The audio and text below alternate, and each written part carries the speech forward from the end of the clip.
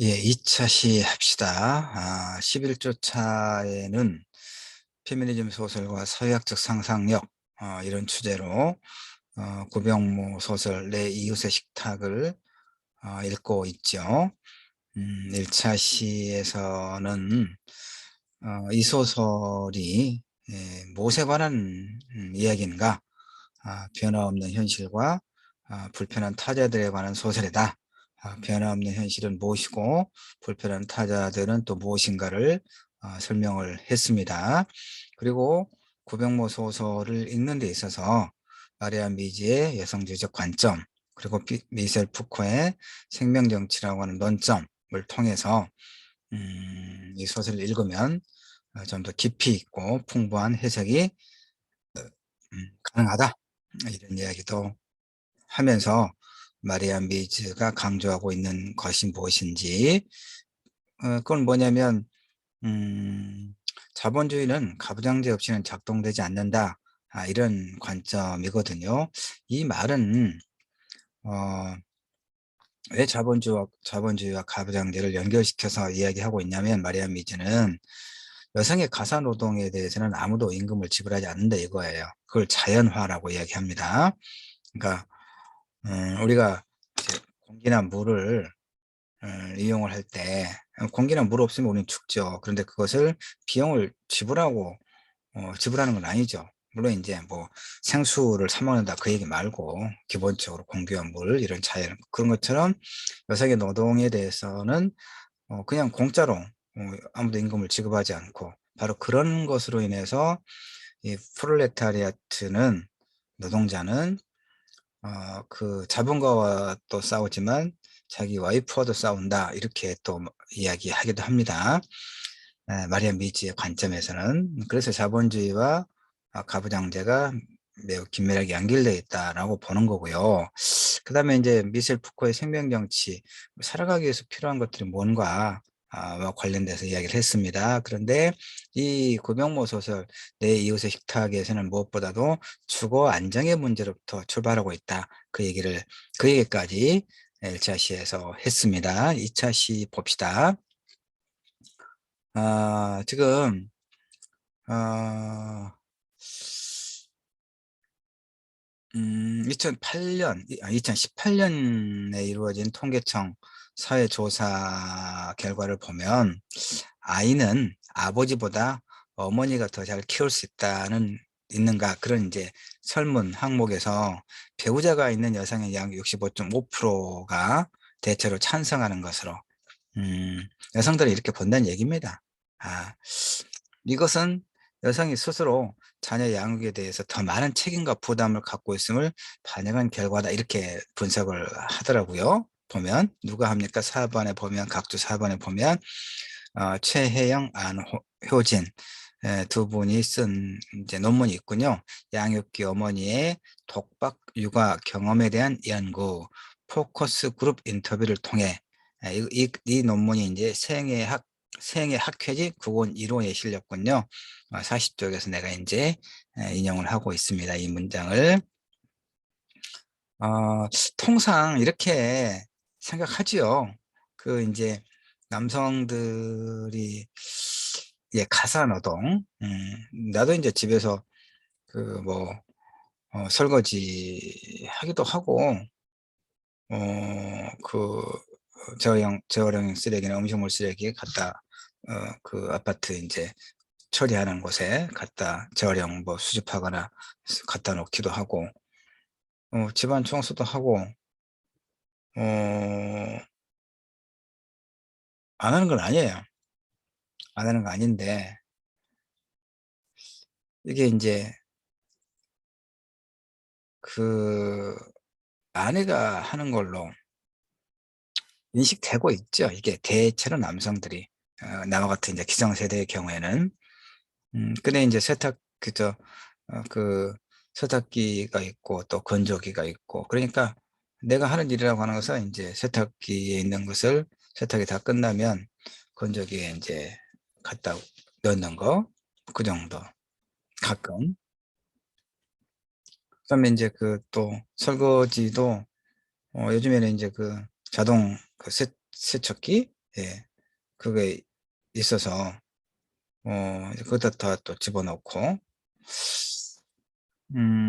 집안 청소도 인제 뭐 이렇게 코드 제로라든가 그다음에 로봇 청소기도 있고 그러니까 인제 그런 기기들을 많이 활용을 해서 좀 더 인제 좀 편해지긴 했어요, 전반적으로 가사 노동이라고 하는 것이. 그러나 청소도 보면 해도 끝이 없고 금방 해 놓고도 또 어지러져 있고 그렇죠. 끝이 없더라고요. 그러니까 지금은 인제 전에는 인제 아들은 군대 가고 딸아이는 서울서 공부하고 그러니까 인제 아내도 그 딸아이 공부하는 데 좀 그 가서 있느라고 한참 나 혼자 인제 있었는데 그러니까 밥하고 세탁하고 집안 청소하고 할 때 보면 시간이 엄청 많이 걸리더라고요. 아 가사 노동은 해도 끝이 없고 해도 소위 티가 안 나고 그런데 그 가사 노동에 대해서는 아무도 임금을 지급하지 않지요. 이런 측면에서 네 미제는 가부장제와 자본주의를 같이 연결해서 보고 있는 거고 그다음에 인제 나는 인제 아이들 다 커서 그렇긴 합니다마는 그 기억을 되돌려 보면 아이들의 육아는 거의 전적으로 아내가 했던 것 같아요. 음. 대체로 우리 세대는 그랬어요. 남자는 이제 밖에 나가서 돈을 벌고 여자는 이제 가사 노동과 육아를 전담하고 어 근데 인제 젊은 세대들이 고등교육을 받고 또 인제 직업을 갖고 소위 사회로 진출하고 그러는 과정에서 한국 사회도 인제 페미니즘이라고 하는 음 당연한 그런 어떤 흐름이 그런 담론이 정치 영역, 사회 영역, 문학, 교육 이렇게 다 인제 어 하나의 보편적인 어떤 담론으로 자리 잡고 있죠. 그것이 소위 인제 젊은 2030 세대에서는 젠더 갈등이라고 하는 나는 그걸 헛기부라고 늘 이야기해요. 1차 시에도 이야기했고 내가 다른 시간에도 이야기했지만 한국 사회의 젠더 갈등의 본질은 그 파이의 문제예요, 파이의 재분배. 그러니까 그 경제적 불안, 음 경제적 불안의 문제가 본질적으로 내재되어 있는 거거든요. 물론 페미니즘의 입장에서 보면 그것도 아니에요.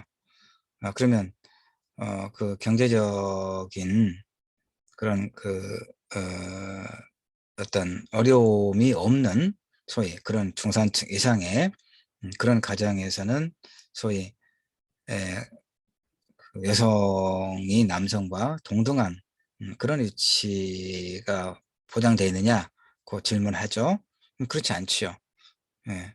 왜냐하면 이런 권력 관계가 다 형성이 돼서 바로 그러한 소위 권력 관계 속에서 어떤 폭력이 행사되기 때문에 그런 거거든요. 근데 그렇게 보면 사실 남성과 여성의 의미도 없어질 수 있어요. 칼기, 조에나 같은 사람들 여성이지만 그들이 가지고 있는 경제적 권력으로 인해서 다른 사람들을 남성이든 여성이든 아주 아주 함부로 비인격적으로 대하는 그런 것들을 우리가 뉴스를 통해서 늘 보았잖아요. 그러니까 '권력 관계 문제다.'라고 하는 것이고 그런데 일반적으로 가부장 남성이 사회 경제적 권력을 정치적 권력을 포함해서 더 많이 가지고 있고 특히 인제 그런 것과 관련 없는 일반 사람들이라 할지라도 좀 물리적 힘은 또 남성이 상대적으로 여성보다는 더 강하게 강한 어떤 힘을 갖고 있고 그래서 폭력의 이제 어떤 주된 가해자가 주로 남성으로 현실화되고 있죠. 그래서 그 문제를 해결하기 위해서는 내가 늘 본질적인 문제라고 이야기하고 있는 어떤 경제적인 문제의 해결이 필요하고 그리고는 근데 경제적 문제가 해결 잘 안 될 거 아니에요. 음. 경제적 뭐 4차 산업혁명에 의해서 AI가 이제 단순 노동을 일자리를 대체하는 것이 일반화되고 있잖아요 지금. 더 이제 고도의 어떤 기술을 요하는 그런 분야까지 더 이제 일상화될 것이고, 그럼 많은 직업들이, 전통적인 직업들이 사라지고 거기에 적응하지 못하는 사람들은 이제 더 큰 경제적 어려움에 봉착할 것인데, 그러면 이제 소위 전대 갈등은 해결은커녕 더 심화될 수도 있겠죠. 그럴 때 어떻게 해야 되느냐 하는 본질적인 문제가, 더 깊이, 더 본질적인 문제가 생기는 거죠. 이건 추상적인 대답밖에 할 수 없지만, 결국은 서로에 대한 어떤 존중, 성별을 떠나서 상대에 대한 어떤, 타인에 대한 존중, 음, 이런 함께 살고 함께 살아간다고 하는 인식, 공동체 인식, 이런 게 절실하게 이제 요구되는 것이죠. 이걸 심각하게 어겼을 때 엄중한 어떤 처벌이 같이 따라오는 이런 시스템이 정착될 게 필요한데, 그게 다 안 돼 있기 때문에 전대 갈등이라고 하는 헛개비와 싸우고 있고, 정치권은 본질적인 문제를 보지 않고 그것을 갖다가 이용하는 데 급급하고 있고, 지식인 사회는 비겁하게 그 말을 하지 않고 이렇게 되어 있죠. 자, 다시 자료로 돌아갑시다.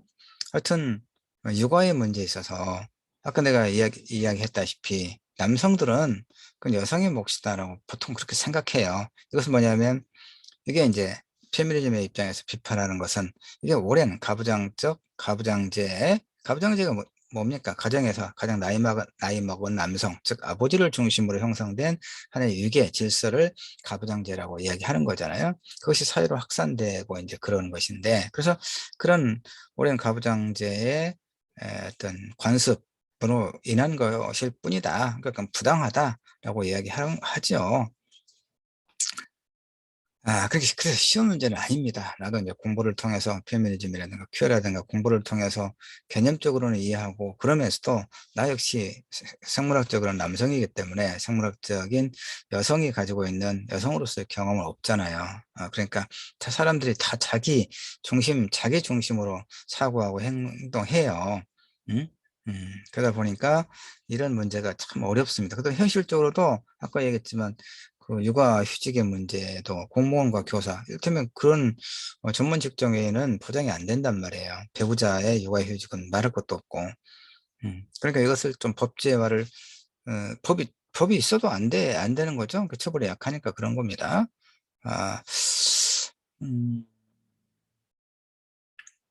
그러니까 이제 결혼을 해서도 아이를 낳기를 주저하고 또 덜 낳고 이런 현상이 계속되고 있는 거죠. 그러니까 무슨 뭐 출산율을 높이기 위해서 높인다고 뭐 국가에서나 특히 지방자치단체에서 무슨 뭐 둘을 낳으면 얼마를 주고 셋을 낳으면 얼마를 주고 뭐 주택을 뭐 임대료를 뭐 지원을 해주고 여러 가지 소위 그 어떤 당근책을 제시하지만 다 헛짓거리예요. 엄청나게 많은 예산만 쏟아붓고 안 되는 거죠. 이 근본적인 문제가 해결이 안 되는데, 음?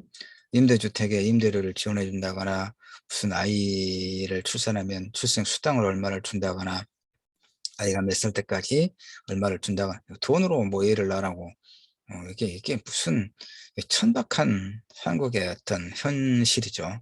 왜 결혼을 늦게 하고, 왜 결혼을 안 하고, 해서도 아이를 안 낳고 또 최소한으로 낳으려고 하는가에 대한 본질적인 문제를 해결하려고 하지 않고, 아이를 하나 더 낳으면 얼마, 하나 더 낳으면 얼마, 이렇게만 계산하는, 이게 몇십 년 동안 끝없이 반복되고 있으니까 돈은 돈대로 없어지고 실질적으로 출생률은 전혀 개선이 안 되는, 정말 이해가 안 되죠. 이해가 안 됩니다. 음. 자, 하여튼 모든 살아있는 것들의 어머니로서의 여성의 모성성에 대한 기대. 그러니까 참 이게 어려운 문제예요. 여성에게는 저 어머니에게는 두 가지 성격이 있죠. 모성성. 원빈과 김혜자가 출연했던 마더라고 하는 오래된 영화가 여러분 봤는지 모르겠는데, 한국적 모성성이 아주 적나라하게 드러나는 그런 영화예요. 그 원빈이 그 약간 이제 지능이 좀 부족한 아이로 나오는데, 여학생을 살해했거든요. 살인한 거죠.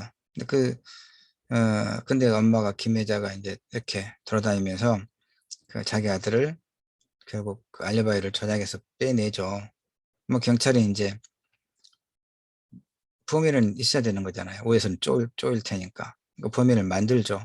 아주 되면 가족도 없고 지능도 낮은 그 애를 또 고문해 가지고 범인으로 만들죠. 그럴 때 이제 김혜자가 그 아이를 찾아가서 물어요. "너는 엄마 없냐?"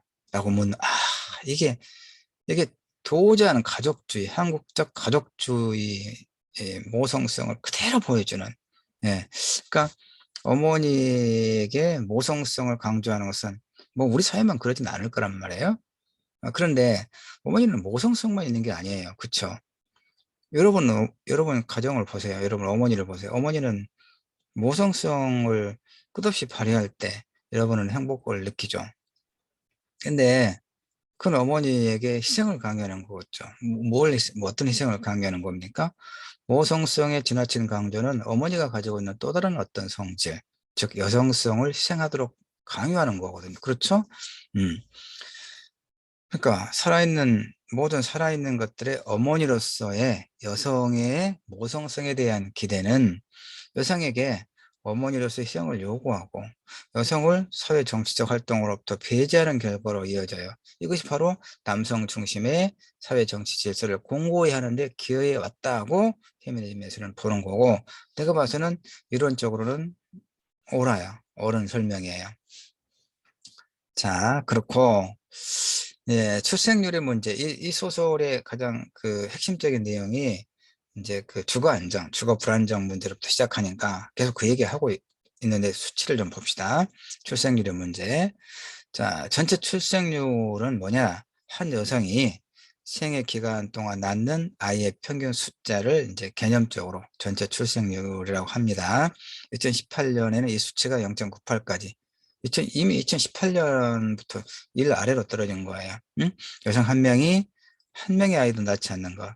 2017년도는 1.05였는데 2017년도 1.05, 18년도는 0.98. 이렇게, 그러니까 OECD 35개, 우리가 모든 수치를 이렇게 비교할 때 이제 경제협력개발기구 35개 OECD, 우리가 교통사고 사망률 1위 뭐 이런 걸 거예요.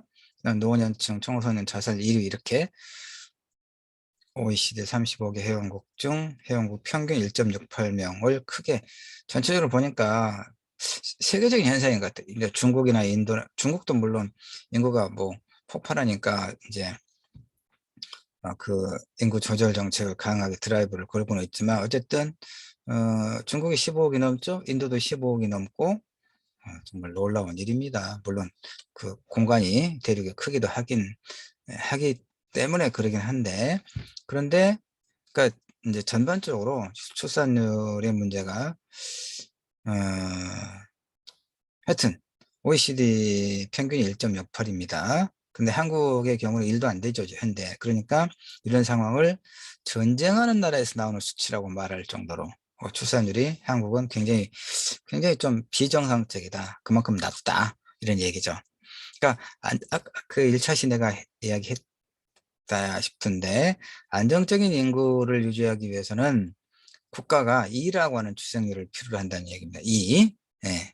2명, 평균 2명에 가임 여성 2명, 가임 여성 1명당 아이 2명. 자, 한국의 저출산 정책은 아까 내가 비판적으로 이야기했지만 2006년도부터 시작을 해서 지금까지, 그러니까 뭐 한 2000년까지나 2007, 8년까지 해서 143조 원, 어림도 안 되죠. 그러니까 엄청난 돈을 중앙정부와 지방자치단체 합했을 거예요. 이 예산을 투입하고 2019년도 이제 정부 재정 예산만 하더라도 23조 4천억. 그런데 아무 필요 없는 거예요. 출산율은 더 계속 떨어지는 거예요. 계속 떨어지는 거. 왜 그런가? 아까 설명했죠. 어, 본질이 무언가를 보지 않고 이렇게 아이 낳으면 얼마 준다는 이런 헛짓거리에 돈만 다 없애고 있는 거예요. 응? 그러니까 이런 얘기를 하면 좀 욕을 얻어먹을 수 있는데, 아이를요, 아이를 많이 낳으면 안 돼요, 사실. 경제적인 여유가 있는 집, 그리고 아이를 잘 키울 수 있는 그런 능력과 도덕적 책임감 있는 사람은 아이를 많이 낳아도 괜찮아요. 그런데 그야말로 경제적으로 형편도 되지 않는 집에서 아이만 많이 낳아가지고 아이들을 충분하게 보살펴주지 못하고 그런 집도 더러 보여요, 보면. 그러면 나는 정말 욕 나와요. 예, 이건 국가 전체 출산율의 문제가 아니라 한 아이를 낳아서 그 아이가 그러니까 다른 동물과 비교할 때 인간은 부모의 그 상당한 오랜 동안의 그 보살핌이 필요하잖아요. 여러분 좀 대학생인데 되게 19살, 20살에 대학생이 되죠. 20대, 되게 20대. 예. 20대가 돼도 여러분 자립을 하지 못했잖아요, 지금. 그렇죠? 예. 대학 졸업을, 남학생은 군대 갔다 오고 나서 대학 졸업하면 25살 될 것이고, 여학생들은 20 서너 살 됐겠죠?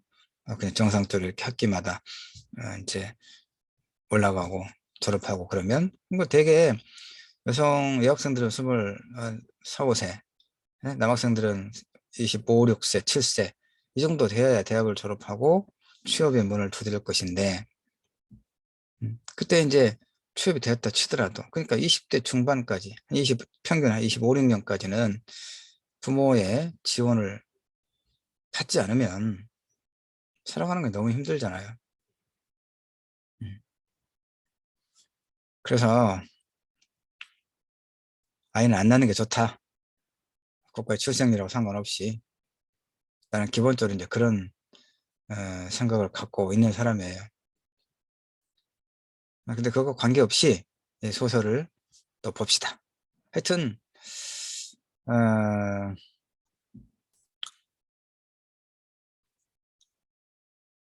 그 재정 지출되는 재정 규모에 비하면 출산율은 전혀 그 올라가기는커녕 계속 내려가고 있다. 뭐 이런 얘기죠. 그러니까 이 소설이 바로 이제 그러한 배경 속에서 꿈미래 실험 공동주택이라고 하는 주택을 이제 정부에서 국가에서 마련해 가지고 이제 이 맥하고 입주해서 살아가면서 생기는 이야기를 고병모 소설이 다루고 있어요. 자, 그다음에 하여튼 소설에서는 이제 그 꿈미래 실험 공동주택의 입주 자격을 이렇게 정리를 해요. 이미 자녀가 1인 이상 있어야 돼요. 즉 인구 생산 능력이 증명된. 아, 그래야 또 아이를 낳을 수 있을 거 아니에요. 아이가 지금 출산율이 낮으니까 꿈미래 실험 공동주택을 마련해서 입주자를 모집해서 그 좋은 조건에서 살게 하는 거니까. 그래서 만 42세 미만의 한국 국적을 지닌 이성 부부의 한정. 소설이긴 하지만 가장 현실적이죠. 이 까다로운 이곳의 입주 조건 중에서도 기가 막힌 것은 뭐냐? 자녀를 최소한 셋 이상 갖도록 노력하겠다. 이런 자표서약서. 그러니까 결국은 우리 사회가 여성에게 요구하는 가장 중요한 책무가 뭐냐? 제라피서 1차 제라피서 이야기했던 것처럼 미래의 노동력으로서 아이의 출생이 있다는 것을 거듭 확인하게 됐죠. 예, 당연하다라고 말하는 사람들도 있을 것이고, 이게 뭐가 당연하냐, 이렇게 여성이 아이 낳는 기계냐, 이렇게 비판적으로 보기도 하겠죠. 그 둘 다가 글쎄요, 여러분은 어떤가, 여러분이 생각해 보세요. 근데 이제 일단 이 소설에서 이렇게 꿈미래 실현 공동주택은 마련해 줬단 말이에요. 경쟁률도 높고 다행히 조건에 충족하고 나면 이제 서울 인근에 그뭐 상당히 잘 만들어진 굉장히 좋은 조건에, 그러니까 보증금 많이 없고 쾌적하게 잘 만들어졌다 그 말이에요. 공동주택인데 소설에서 실제로 그런 주택 없어요. 서울의 집값이 왜 이렇게 난립니까? 공공주택은 싸구려로 짓는다는 얘기죠. 그 법이 그렇게 돼 있더라고요, 보니까. 그 LH에서 짓는 공공주택, 뭐, 그 다음에 서울도시공사든가 각 지방도 있잖아요. 이 공공으로 짓는 소위 공공주택, 임대주택의 경우에는 그 건설 자재를 중소기업의 부품들, 자재를 쓰도록 법제화가 되어 있더라고요. 그러니까 최상급의 재료를 못 써요. 2등급, 3등급짜리 갖다 쓰는 거죠. 이 집을 짓는 데 있어서. 그러니까 그 임대주택은 상대적으로 민간주택에 비하면 소위 인제 여러 가지 그 집 건축 자재들, 그다음에 마감재도 보면 훨씬 싼 티가 나잖아요. 물론 인제 아파트 가격이 상대적으로 민간주택에 비하면 공공주택은 좀 더 싸지 않느냐라고 말할 수 있을 텐데, 그래도 엄청나게 많은 이윤을, 몇 수십조 원의 이익을 해마다 남기는 게 LH죠. 그러니까 장사해 먹으면 안 되잖아요, 공공에서. 근데 민간업자 못지않게 장사를 해 먹죠. 그 좋은 원자재를 쓰고 집을 잘 지어도 충분히 돈이 남는 것 아니에요, 주택 장사란 게. 예, 그러니까 이게 정말 이야기하다 보면 끝이 없죠. 끝이 없습니다. 하여튼 이 소설에서는 이제 그러다 치고 집은 일단 마련해 줬는데, 이제 문제는 뭐냐, 무엇으로부터 이야기가 시작되냐, 소설에서 아이를 낳은 후에 육아에 대해서는 또 대책이 없어요. 니들 알아서 해라, 이 소설에서. 응? 그럼 오로지 개인의 몫이단 말이에요. 그러니까 소설의 많은 부분은 그 육아의 어려움, 특히 불가능에 가까운 일가 양육을 전쟁처럼 치러내는 인물들의 일상을 묘사하는 데 받쳐지고 있어요. 자, 이제 주된 인물들, 조효내, 여러분 동그라미 치거나 메모를 해면서 소설 구성의 3요소가 뭐라 그랬어요? 인물, 배경, 사건. 인물 나오면 뭐 이제 자료를 만약에 출력을 했으면, 뭐 책이나 자료가 있으면 이렇게 동그라미 치거나 세모를 치거나 네모를 치거나, 아니면 메모라도 해요. 응? 그래야 이 시각화가 돼. 이 그 머릿속에 인물이 이렇게 배치도가 그려져. 자, 조현의 어떤 사람?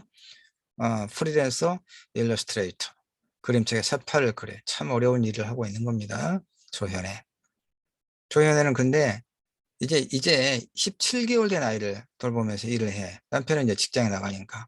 그러니까 이 아이가 밤에 지쳐 잠들 때까지는 이 조현애가 아무 일을 못 하는 거야. 아이한테 한눈만 팔면요. 이게 이제 우리 딸아이도 보면 어렸을 때 그 엄마가 그 다리미질 하는데 옆에 있다가 잠깐 한눈 판 사이에 다리미를 가지고 집 발을 문대 가지고 또 애들 그러거든요. 예. 또 뭐 한눈 팔다가 그 커터 칼로 또 지 손목을 그어 가지고 아 병원에, 울며 불며 병원에 가고. 얘들은요 한순간이야, 한순간. 예, 순간. 그러니까 한순간도 애들을 키울 때는 다른 일을 못 해요. 실제로 보면 이 소설도 보면 내가 남자지만 공감하는 게 많이 나와요. 어 좀 볼까요? 하여튼 이제 17개월 된 아이를 돌보면서 일을 해야 되니까, 누가요? 조현애. 어떤 일을 한다고요? 프리랜서 일러스트레이터, 그림책, 사파를 그리는. 그러니까 아이를 재운 뒤에 밤샘 작업을 해요. 그럼 어떤 문제가 발생하냐, 이제. 공동주택에 일정한 규칙들이 있겠죠. 제 시간에 재활용 용품들을 분류해야 한다, 이런 등의 문제, 당번들을 정해놓고 있는데, 이제 조연에는 밤샘 작업하다가 또 자고 그러느라고 그 일을 제대로 못해요. 그러니까 다른 사람들에게 눈총을 받겠죠. 이제 여기서 이제 갈등이 일어납니다. 마을의 부녀회장 노릇을 하는 홍단이 나이를 가장 이제 많이 먹기도 하고, 또 스타일이 그런 사람이 있잖아요. 동료 집단 보면 그 반장처럼 이렇게 리더, 스스로 리더를 자처하는. 이 소설을 홍단이가 그래요. 홍단이가 마을에 재활용품 수거 촬영 갔을 때 당번을 맡았던 조연애가 보이지 않으니까 이제 그녀 집에 찾아가서 언성을 높이, 이 갈등이 벌어지는 거죠. 작은 공동체 내에서 어떤 유계관계. 자, 홍단이는 어떤 사람이냐? 나쁜 사람은 아니에요. 그냥 공동주택의 입주자들이 일상을 긴밀하게 나누면서 외부 세계에 좀 다소 떨어져 있는 데서 비롯되는 관계 허기를 채워나가기를 파는, 좀 어렵게 썼는데 그냥 몇 사람 안 되니까 서로 너나 없이 좀 친밀하게 지내기를 바라는, 그런 인물, 홍단이는. 음. 그림책에 사파를 그리는 조연에는 이제 17개월 된 아이를 돌보면서 일을 하는 상황에서 주로 밤샘 작업을 한다 했잖아요. 그 홍단이의 전달 사항이나 주민들 간에 합의된 부분을 일부러 무시하는 건 아니에요, 당연히. 그러나 그럼에도 불구하고 어쨌든 자신이 그 모임이라든가 협동이나 회의나 공동 폐기물 처리 같은 것에 신경을 덜 쓰는 것도 사실이란 말이에요. 아이를 돌보며 일을 해야 하는 그런 상황 때문에. 음. 그래서 이 조현애가 생각하기에는 결혼과 출산을 통해서 개선된 점이라고는 단 하나뿐이에요. 그 뭐냐? 그림값을 제대로 못 받아서 동동거리거나 하식스니 레드불을 일용할 양식을 삼으며 밤을 버티는 와중에 친구들한테서, 야, 너는 그래도 "네가 좋아하는 일을 하잖아. 너는 자유롭잖아." 이런 말을 이제 더 이상 듣지 않게 되는 거. 그러니까 좋은 게 하나도 없네. 그쵸? 어. 아이를 둘이나 키워보니 마을의 부녀회장 노릇을 자임하고 있는 홍단이가 그와 같은 사정을 모르는 게 아니에요. 내가 공감할 수 있다는 부분이 이거거든요. 아이가 수십 분 동안 옆에서 울고 있더라도 눈꺼풀 한쪽 뜨는 일조차 불가능할 때가 있다는 거. 아이를 기를 때는. 육아의 어려움이죠. 예. 공감해요. 그러나 인제 이렇다더라도 홍단이가 생각하기에는 그런 경우는 즉 불가피하게 어떤 공동의 규약을 이행하지 못했다고 생각될 때는 그에 상응하는 인사를 홍단이는 꼭 했다 그 말이에요. 어떻게 해야 합니까? 뭐 일테면 뭐 커피를 한 잔씩 하나씩 돌리거나 나중에 미안하다고. 그럼 사람 마음이 별것 아니니까 또 풀어지잖아요. 그런데 홍단이가 보기에 조연에는 그것도 하지 않아. 그러니까 조금만 주의를 기울이면 할 수 있는 그런 예의 자체를 모르는 게 아주 마땅찮아요. 그래서 또 조현의 경우는 어 자기가 사파를 그렸다는 그림책 한 권 주위에 돌리는 법이 없다 이런 얘기예요. 홍단이가 보기에. 이게 참 뭐냐. 자기가 그 공동생활하는 데 있어서 맡은 자신의 역할도 제대로 하지도 않고 뭐 그림책 뭐 그랬다는 거 하나도 뭐 하나 좀 인사로라도 돌려보거나 응? 전혀 예의가 없더라 그 말이에요. 싸가지가 없더라 이런 얘기야 홍단이가 보기에 조연애가. 그러니까 홍단이가 생각하기에 사람과 사람 사이의 관계는 관절과 같다 관절. 혈액이 없이는 관절이 삐걱거리죠. 그에 따른 통증과 불편을 실제로 느끼고 감당하는 쪽이 우리에 있게 마련이다. 이게 홍단이가 가진 이제 조현에 대한 불만이죠. 이건 이제 하나의 규칙이죠, 규칙. 네, 규칙. 자, 어려운 말은 그냥 넘어가고요. 전공에서 쓸 수 있는 말도 넘어가고. 그래서 이제 이 소설에서 홍단이는 이제 내가 규정하기에 일종의 공동체주의자죠. 규칙의 제정자죠. 규칙의 집행자. 그런 역할을 홍단이가 하고 있는 거예요. 그래서 홍단이는 공동생활을 잘 수행하기 위해서라고 하는 명분을 통해서 자신의 소위 지배권을 정당화하는 거예요. 어. 자, 이제 이데올로기 이제 발언이 그건 쭉 넘어갑시다. 지나치게 그 대학원에서 공부할 만한 내용이니까. 그래서 인제 그 공동 육아의 문제를 맨 먼저 꺼낸 것도 홍단이, 그다음에 신재강, 이 사람 인제 이 사람이 문제적인 남자입니다. 이 소설에서 남성 체크해 놓으세요. 홍단이와 신재강 부부, 특히 신재강이 나중에 문제가 되는데, 자, 하여튼 조연애가 스스로에게 가하는 일정한 죄책감. 조연애는 미안할 거 아니에요 그래도 늘. 예. 그래서 이제 공공주가 문제 때문에도 또 갈등을 빚어요. 국가에서 공동주택은 마련해 줬지만 앞에서 설명했다시피 육아의 문제는 전적으로 개인들의 이제 몫이니까, 물론 이제 도시 같은 경우는 우리 아파트만 하더라도 뭐 아파트 단지 안에도 소위 그 그게 뭐 어린이집? 예, 어린이집도 있고 그다음에 뭐뭐 어린이집이든 유치원이든 하여튼 셔틀버스가 돌아다니면서 애들 다 실어 가고 또 시간 되면 뭐 오후 되면 다 데려다 주고 그 엄마들 젊은 엄마들 서서 있더라고요. 그다음에 또 그러니까 도시는 지금 이런 보육 서비스가 또 잘 돼 있어요. 어? 실제로 인제 어린이집 보내지 않는 경우는 아마 보육수당을 국가에서 주는 모양이던데요. 그러니까 그냥 되게 보내는데, 또 어린이집을 오랫동안 했던 내가 아는 사람 말에 의하면 집에서 아이들을 아주 어린 애들은 엄마들이 키우는 게 가장 이제 좋다. 어른들은 또 그렇게 이야기해요. 음. 근데 이제 또 엄마들도 뭐 가사 노동에서 좀 벗어나고 싶겠죠. 그래서 인제 자기들 돈 들이지 않고 국가에서 워낙 출생률이 낮으니까 인제 이런 보육 서비스가 국가 책임으로 또 많이 정착되긴 했어요. 그래서 자기 돈 부담 없이 아이들을 인제 어린이집 보내고 그러니까 그냥 아침 일찍 애들 눈도 제대로 뜨지 않는 아이들을 차에 실어서 인제 어린이집 보내 놓고 엄마들은 또 인제 그냥 뭐 차도 마시고 그럴 수 있겠죠. 하여튼 네, 그런 것에 대해서 또 나이 든 사람들은 또 자신들의 경험과는 좀 다르기 때문에 욕도 하고 그러기는 하는 걸 봤어요. 자기가 키울 수 있 그게 가장 아이들한테는 어떤 친밀감의 어떤 교환이라고 하는 측면에서는 정서적으로 굉장히 좋다고 이야기는 하더라고요. 자, 그런데 어쨌든 다시 또 소설로 돌아갑시다.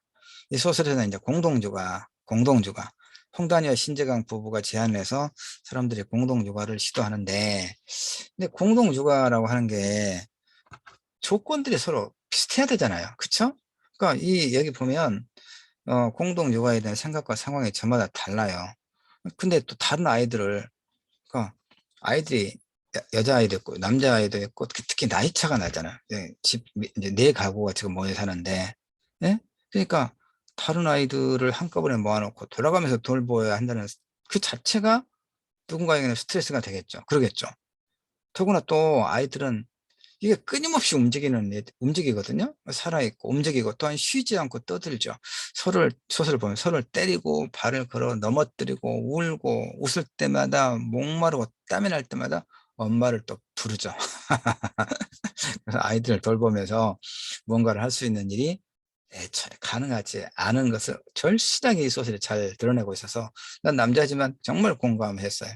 이렇게 육아의 문제, 가산도덕의 문제가 얼마나 힘든가 하는 것을, 네, 절실히. 예, 괜찮은 소설이에요.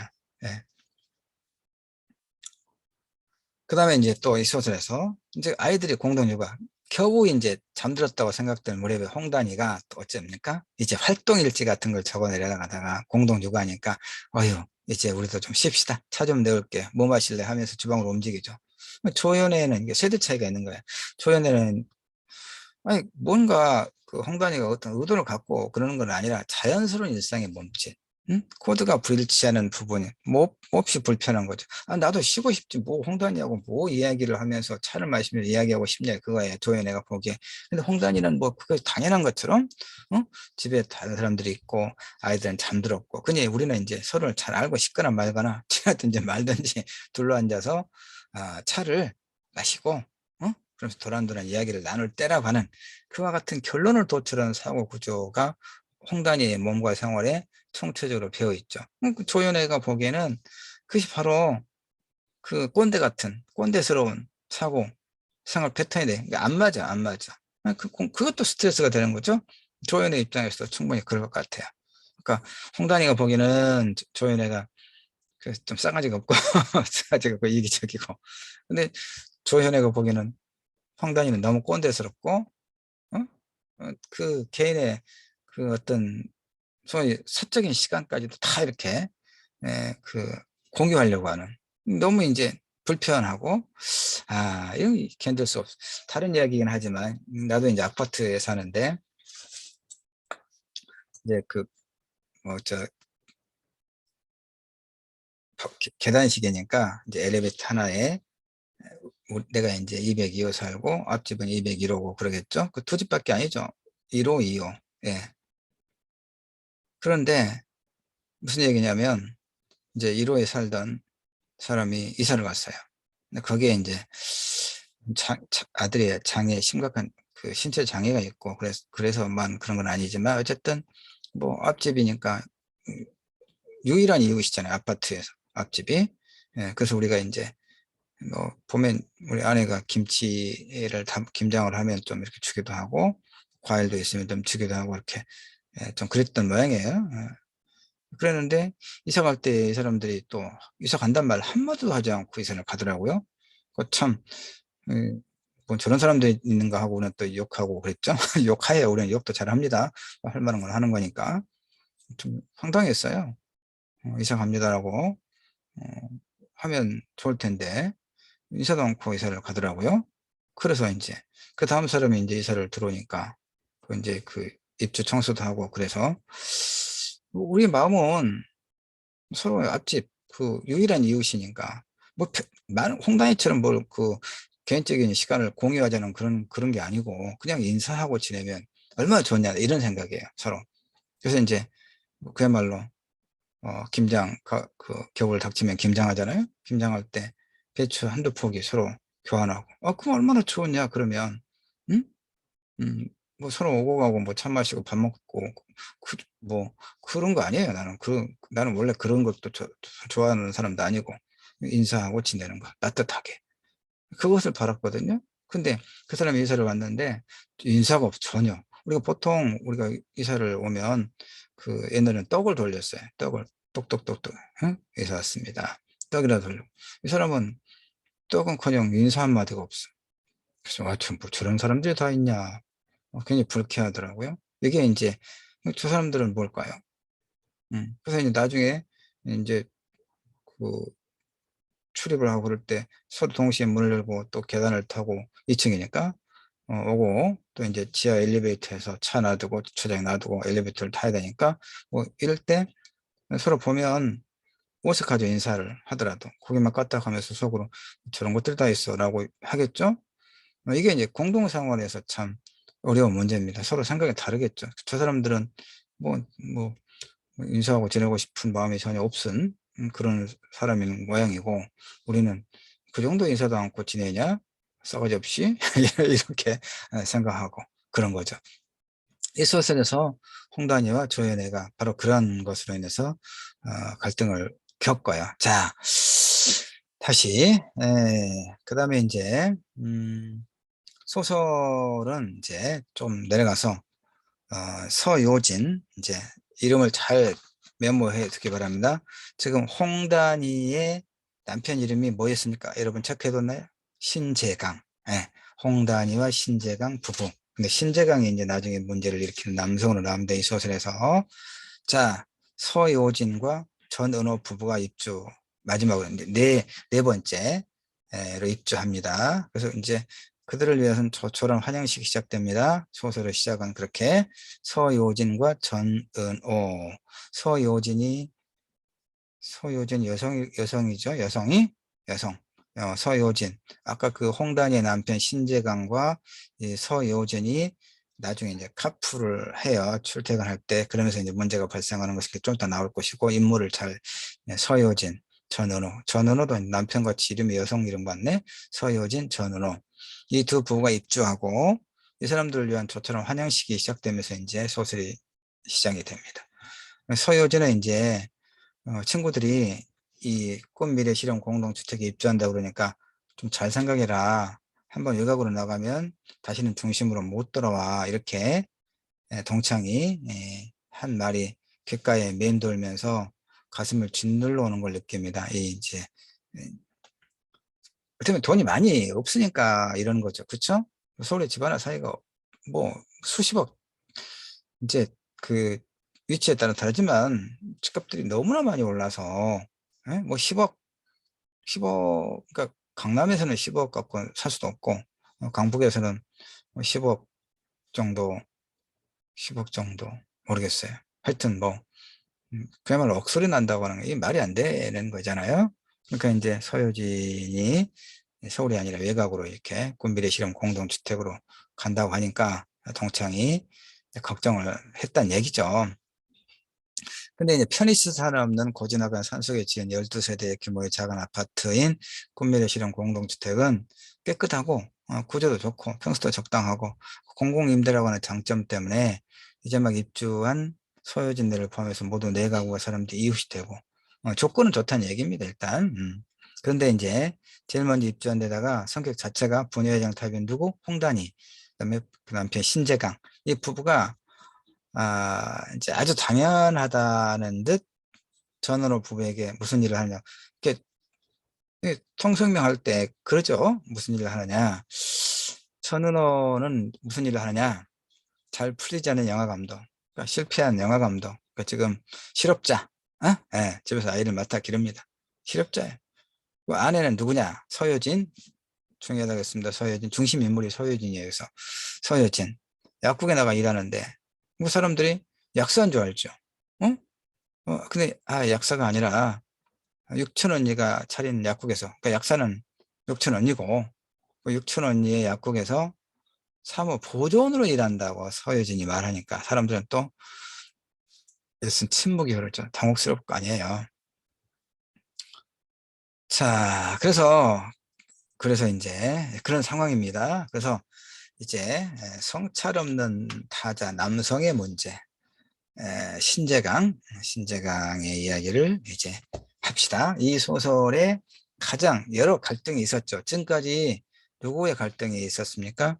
조효래와 홍단이 그 공동생활에 있어서 자신의 그 밤샘 작업을 해야 되기 때문에 자신의 역할을 제대로 하지 못하고 있는 데 따른, 그다음에 공동 육아를 하는 과정에서 서로 간의 어떤 생각의 차이, 이런 것이 적지 않은 스트레스를 불러일으키는 거, 조현의 경우에. 그래서 홍단이와 조현의 그 얘기를 했고, 그다음에 이제 더 핵심적인, 이 소설에서 가장 핵심적인 사건이면서 중요한 갈등은 이제 이 3장에 있어요. 아까 그 홍단이의 남편인 신재강과 그다음에 육촌 언니의 약국의 사무보조원으로 일하는 누구? 서요친. 서요친이 이제 여차여차해서 카풀을 하게 됐다고 그랬죠. 좀 더 이야기할 겁니다. 카풀을 하게 되면서 발생하는 그 알듯 모를 듯한 그런 신재강의 소위 그 어떤 성적 그 접촉이랄까? 그 얘기 봅시다. 여성 입장에서는 화가 나고 남성 입장에서는 여성이 지나치게 과민한 거 아닌가라고 생각할 수 있는 장면들이야. 봅시다. 그럼에도 불구하고 나는 여성 편을 들어주고 있어요. 이 소설에서. 왜냐하면 이 소설에서 그린 바대로 보면 남성 신재강이 굉장히 비겁하고 좀 그 얍삽하다고 하는 표현은 안 어울리는데, 하여튼 그 남성들이 갖고 있는 어떤 부정적인 어떤 성향, 아니, 남성 일반화하면 안 될 거예요. 이것도 요것도 뭐 같아. 취소하고, 하여튼 신재강이라고 하는 남성이, 서효진이라고 하는 이웃집 여성을 상대로 한 이 어떤 과정, 이것이 사실은 이 소설에서 구병모 소설에서 구병모 이 작가가 핵심적으로 제시하는 그런 어떤 여성이 겪는, 여성이 감당해야 되는 그런 어떤 성적인 소위 폭력의 문제라고 볼 수 있어요. 그러니까 이 소설을 그런 의미에서 이제 페미니즘적 관점에서 읽을 수 있는 거죠. 자, 성찰 없는 타자, 타인, 여기서의 남성 봅시다. 남성. 자, 그래서 이제 이 소설에서 드러나는 주된 갈등 상황 중 다른 하나가, 가장 핵심적인 갈등 상황이 소효진과 신재강이 의도치 않게 출퇴근길에 카풀을 하게 되면서 일어나는 일이에요. 자, 신재강 내 SUV가 약간의 접촉사고로 공장에 들어가 하는 일이 생깁니다. 이럴 때 소효진은 이제 낡은 승용차 옆자리에 이웃집 남자인 신재강을 태워야 돼요. 이거 이제 서로 이제 그걸 조금 며칠만 좀 그러다 보니까 이걸 또 거절할 수도 없잖아요. 내가 뭐 딸랑 사는데, 그리고 안 된다고 할 수도 없고, 그렇다고 반가울 리는 없잖아요. 그래 어쨌든 태우는데 이제 출근할 때 40분, 퇴근할 때 40분. 이게 보통 일은 아니죠. 어. 그래서 이 뜻밖의 상황에 신경이 이제 굉장히 예민해지죠. 근데 이제 남자는 신재강은 처음에 신재강도 이제 참 미안하고 좀 어색하고 그래요. 그래서 그다음에 우리가 남의 차를 얻어 탈 때 이게 그 앞자리에 타야 될지 뒷자리에 타야 될지 좀 망설이기도 하죠. 이 소설도 보면 그게 나와요. 신재강이 뒤에 탈까 하다가, 뒤에 타면 우리가 보통 우리 자동차 관습이라고 하는 게 뒤에 타면 사장님 그 이상하잖아요. 예. 뒤에 나무 차 얻어 타면서 뒤에 탈 수가 없단 말이에요. 그가 상석인데, 예. 그렇다고 해서 이제 딸랑 앞자리 옆에 조수석에 그 여성, 그 이웃집 여성이 운전하는데 차 빌려 타면서 딸랑 좋다고 옆에 조수석에 타기도 그렇잖아요. 그러니까 망설이다가 그래도 뒷자리에 타기는 좀 더 좀 문제가 있어 보여서 이제 조수석에 탑니다. 상당히 어색하죠. 둘 다 어색하긴 합니다. 자, 근데 하여튼 신경이 예민해진 것은 여성이죠. 서여진. 자, 근데 이제 문제는 신재강이 차를 얻어 탄다는 것을 핑계로 저녁 카풀 시간대 값비싼 간식을 가져오는가 하면, 네, 참 문제입니다. 미묘해요. 이게 소설 보면 재미있기도 하고 미묘합니다. 미안하니까 그 저녁 카풀 시간대 뭐 간식을 한두 개 가져오는 건 괜찮겠죠. 근데 이제 값비싼 거. 근데 싼 걸 갖다 내가 신재강이라 하더라도 그렇게 해서 얻어 탈 수는 없잖아요. 미안하니까. 그래서 이제 내가 뭐 빵이라도 하나 사온다. 맛있을 거 하고. 근데 그걸 또 삼립빵 사올 수는 없잖아요. 그렇죠? 최소한 파리바게트나 뚜루뚜루에 가서 좀 좋은 거 사올 거 아니에요. 어, 음, 그래야 된다고 보고. 근데 그것까지는 괜찮은데 문제는 이제 소설을 보면 참 디테일하게 나와 있는 게 뭐냐면 은근슬쩍 스킨십을 시도해요. 어이구, 깜짝이야. 깜짝이야. 이거 타이머를 해놔서. 그러니까 그 보면 빵을 이제 먹으라고 해요. 아니 좀 이따 먹을게, 나중에 먹을게. 그러면 됐는데 지금 먹으라고 우기니까 이 소유진이 또 안 먹을 수도 없어서 빵을 한 조각 이렇게 이제 베어 물죠. 근데 빵이라고 하는 게 먹다 보면 입 주변에, 입술 주변에 그 뭐 빵 뭐 부스러기인가요? 그 묻기도 하잖아. 이때 신재강이 또 뭘 하냐면 제 손으로 이렇게 그 털어줘. 이게 뭐예요? 미친놈 아니에요? 참나. 자, 여기까지 하고 2차 시 좀 쉬었다가 3차 시에서 이제 뒷부분 이야기를 할게요. 미친놈이라 욕했는데 유튜브에 올려가고 그런 수업 중이니까 이건 취소. 그렇다는 겁니다. 예.